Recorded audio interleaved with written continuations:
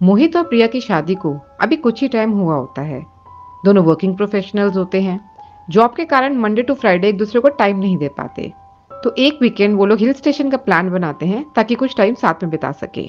उनको hill station के hotel पहुंचते पहुंचते रात हो जाती है। वो लोग चेक इन करते हैं और सीधा रूम में चले जाते हैं। प्रिया को थकावट से नींद आ जाती है, जबकि मोहित अपने ऑफिस के कुलीग से बात कर रहा होता है कि उसको 2 दिन तक कोई परेशान ना करे, वरना उसकी बीवी उसको मार डालेगी। उसके बाद वो कमरे की लाइट्स ऑफ करता है और लेट जाता है।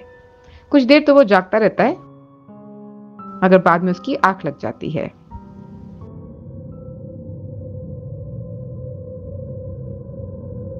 झटके से उसकी नींद खुल जाती है। अंधेरे में ध्यान से देखने पर उसको नजर आता है कि एक औरत स्टूल के ऊपर खड़े होकर खुद को फांसी लगाना चाहती है, उसी के कमरे के पंखे से। मगर उस रूम में तो उन दोनों के अलावा कोई था नहीं। वो तो 2 जने ही आए थे, तो ये लड़की कौन थी? मोहित को कुछ समझ नहीं आ रहा होता कि क्या हो रहा है। तभी वो लड़की गायब हो जाती है। उसके गायब होते ही मोहित घबराहट से प्रिया की तरफ देखता है कि क्या उसने सब देखा, मगर प्रिया तो सो रही होती है। वो कभी प्रिया की तरफ देखता है, कभी पंखे की तरफ, कभी प्रिया की तरफ, कभी पंखे की तरफ। उसे कुछ समझ नहीं आता। वो जाके लाइट्स ऑन करता है। लाइट ऑन करके वो पंखे की तरफ लगातार देख रहा होता है कि प्रिया की नींद खुल जाती है। प्रिया उससे पूछती है, क्या हुआ, तुम वहां क्या देख रहे हो? वो शॉक में होता है। वो कोई जवाब नहीं देता और लगातार पंखे की तरफ ही देखता रहता है।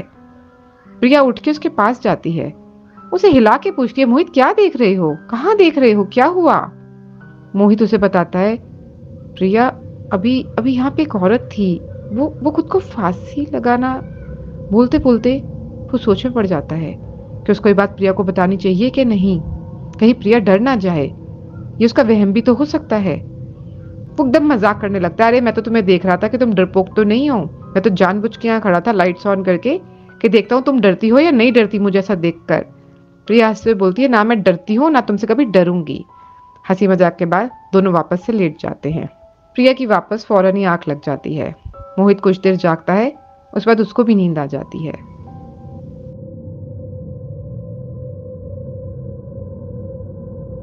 उसके बाद दोबारा एक झटके से उसकी नींद खुलती है। इस बार वो औरत फांसी के फंदे से लटकी हुई नजर आती है। मोहित बहुत घबरा जाता है। मोहित के मुंह से शब्द नहीं निकल रहे होते। वो डर के कारण प्रिया तक को उठा नहीं पाता। देखते ही देखते वो औरत फिर से गायब हो जाती है।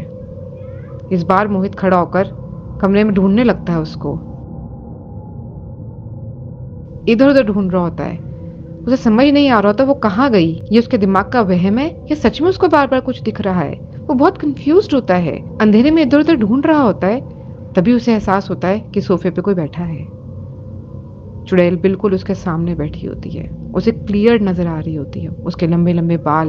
मोहित डर के मारे उल्टे पांव चलने लगता है। वो कोने पे जाके खड़ा हो जाता है। देखते ही देखते वो चुड़ैल फिर से वहां से गायब हो जाती है। अब मोहित प्रिया को उठाता है, प्रिया उठो, प्रिया उठो, हमें इस रूम से जाना होगा, प्रिया उठो, हमें इस होटल के रूम से बाहर निकलना होगा, ये रूम हॉन्टेड है, खड़ी हो जाओ प्रिया, जल्दी से खड़ी हो जाओ। प्रिया नींद से उठ के परेशान सी हो जाती है कि क्या हुआ मोहित, क्या बोले जा रहे हो, क्या हॉन्टेड, क्या हुआ? इस रूम से निकल के बात करेंगे, चलो जल्दी करो, मैं लाइट जलाता हूँ, सामान उठाओ और चलो यहाँ से। जैसे ही वो लाइट जला के वापस आता है, वो देखता है प्रिया रूम में नहीं होती। प्रिया को इधर उधर ढूंढता है, उसे आवाजें लगाता है। उसको बाथरूम में ढूंढने जाता है कि शायद वो बाथरूम ना चली गई हो, पर प्रिया बाथरूम में नहीं होती।